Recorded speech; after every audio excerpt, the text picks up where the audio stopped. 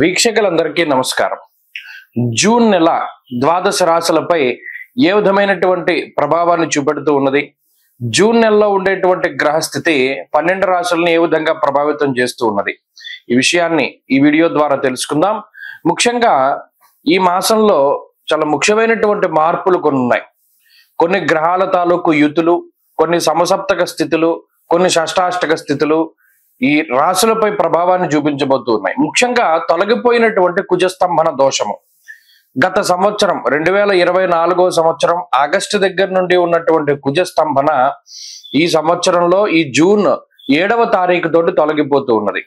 నీచక్షేత్రస్థిత కుజుడు దాదాపుగా చాలా ఇబ్బంది పెట్టినటువంటి సందర్భాల్లో, అంటే కుజ సంబంధమైనటువంటి వ్యాపారాలు, ట్రాన్స్పోర్ట్ కానీ, లేకపోతేనేమో బాణసంచాల తయారీ కానీ, పేలుడు పదార్థాల తయారీ కానీ, రియల్ ఎస్టేట్ ప్రధానంగా automobile industry, spare parts industry, ఇలా కన్స్ట్రక్షన్ ఓరియంటెడ్ ఇండస్ట్రీస్ ఏవైతే ఉన్నాయో ఇవన్నీ కూడా చాలా ఇబ్బందికరమైనటువంటి పరిస్థితులను ఎదుర్కొంటూ ఉన్నటువంటి పరిస్థితులు. ఈ కుజుని యొక్క మార్పుతోటి ఈ రియల్ ఎస్టేట్ గానీ, భూ సంబంధమైనటువంటి క్రయ విక్రయాల్లో గానీ కొంచెం మార్పు వచ్చి అవన్నీ కూడా ముందుకు వెళ్ళేటువంటి పరిస్థితులు ఉండబోతూ ఉన్నాయి. అలాగే కుజకేతువుల యొక్క యుతి చాలా ముఖ్యమైనటువంటి విషయంగా చెప్పుకోవచ్చును. అలాగే కుజరాహువుల యొక్క సమసప్తక స్థితి కూడా, ఎందుకంటే కుజకేతువుల యుతికి ప్రాధాన్యత ఎప్పుడు అంటే కుజరాహువులు సమసప్తకాల్లో ఉంటారు కాబట్టి. అలాగే కుజశనుల యొక్క షష్టాష్టక స్థితి, ఇవన్నీ కూడా ఈ జూన్ 7వ తారీఖు నుండి ద్వాదశ రాశులపై ప్రభావాన్ని చూపించబోతున్నారు.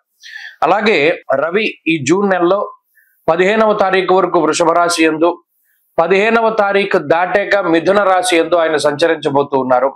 రవి గురుల యొక్క తాలూకు యుతి కనబడుతూ ఉన్నది. జూన్ నెల 10వ తారీఖు నుండి గురు మౌఢ్యమి రాబోతూ ఉన్నది.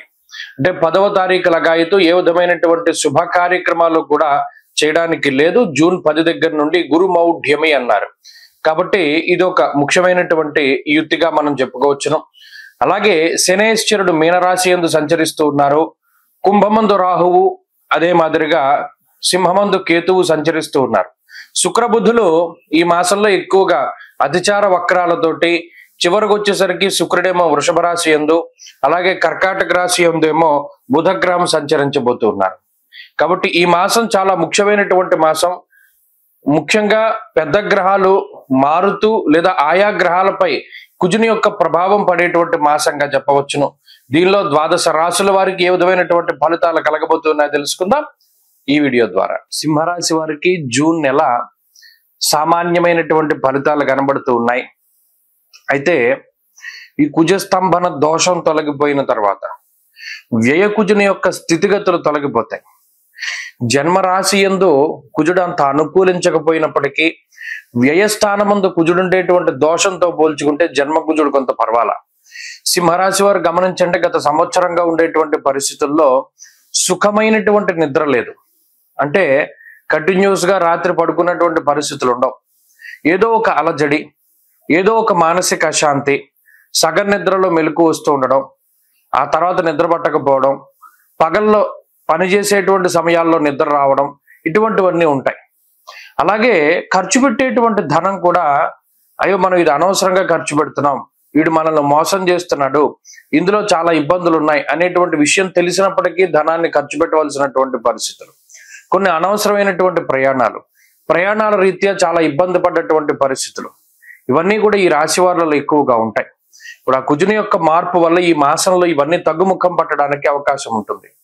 ఈ మాసంలో గురు బలం ఉన్నది, రవి బలం ఉన్నది, అలాగే ఈ కుజకేతువులు కలిపి జన్మరాశి స్థిత గ్రహాలుగా ఉన్నప్పటికీ కూడా అంత మరీ పాడు చేసే పరిస్థితులు లేవు. ఎందుకంటే గురుడు లాభస్థానంలో, యశోవృద్ధిర్ బలం తేజ సర్వత్ర విజయ సుఖం, ఏమైనా కానీ నేనున్నా అనేటువంటి విధంగా ఒక దైవ బలం, ఒక గొప్ప పాజిటివ్ ఎనర్జీ, ఒక పవర్ బ్యాంక్ అంటారు చూసారా, అలా ఒక గొప్ప పాజిటివ్ పవర్ బ్యాంక్ అన్నది సింహరాశి వారికి ఉన్నది.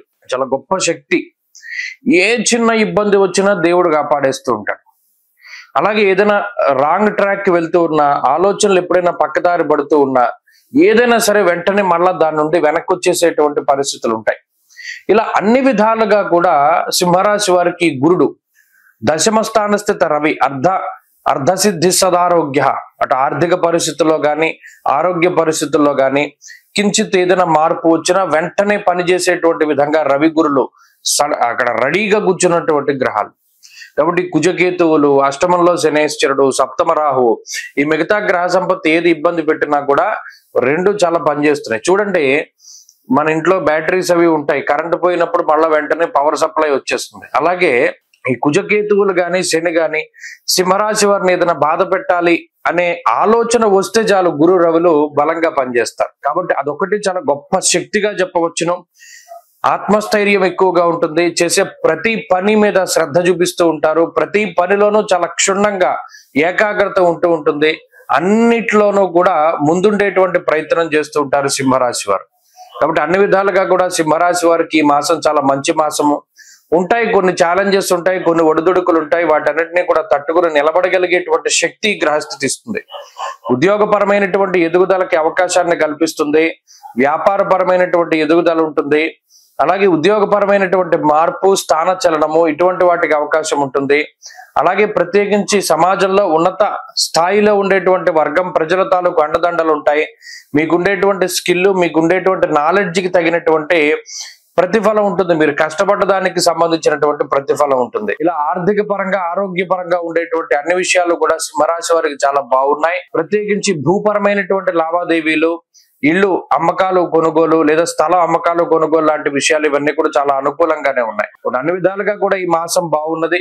మరింత అనుకూలమైనటువంటి ఫలితాల కోసం ఈ రాశి వారు పరమేశ్వర ఆరాధన ప్రతినిత్యము కూడా కాలభైరవాష్టకాన్ని పఠిస్తూ రుద్ర కవచం గాని, దక్షిణామూర్తి కవచాన్ని గాని పారాయణ చేస్తూ ఉండడం చెప్పదగినటువంటి సూచన. అలాగే కార్యోన్ముఖులై ముందుకు వెళ్ళినప్పుడు కార్యజయాన్ని ఈ గ్రహస్థితి కల్పిస్తూ ఉన్నది. ప్రత్యేకించి ఈ రాశి వారు ఏది మొదలుపెట్టినా కూడా చక్కగా ముందుకు సాగుతూ ఉంటుంది. ఎటువంటి ఆటంకాలు లేకుండా, ఎటువంటి ఇబ్బందులు లేకుండా ముందుకు సాగేటువంటి పరిస్థితులు ఉన్నాయి. కుటుంబపరమైనటువంటి విషయాలు సానుకూలంగా ఉన్నాయి. ముఖ్యంగా ఏదైనా ఉద్యోగాల్లో వాటిలో కొంత హడావిడిగా ఉండడం వల్ల కొంత ఈ కుటుంబపరమైనటువంటి ఆ కుటుంబ సభ్యులతోటి కొంత సరైనటువంటి సమయాన్ని వెచ్చించలేకపోవడము, లేదా వారికి తగినటువంటి సమయాన్ని కేటాయించలేకపోవడం లాంటివి కొన్ని ఇబ్బందులు మినహాయించి కుటుంబ సభ్యుల యొక్క సలహాలు, సూచనలు మీరు పాటిస్తారు, మీరు చెప్పినటువంటి వాళ్ళు వింటారు, సంతానం పురోగతి బాగున్నది.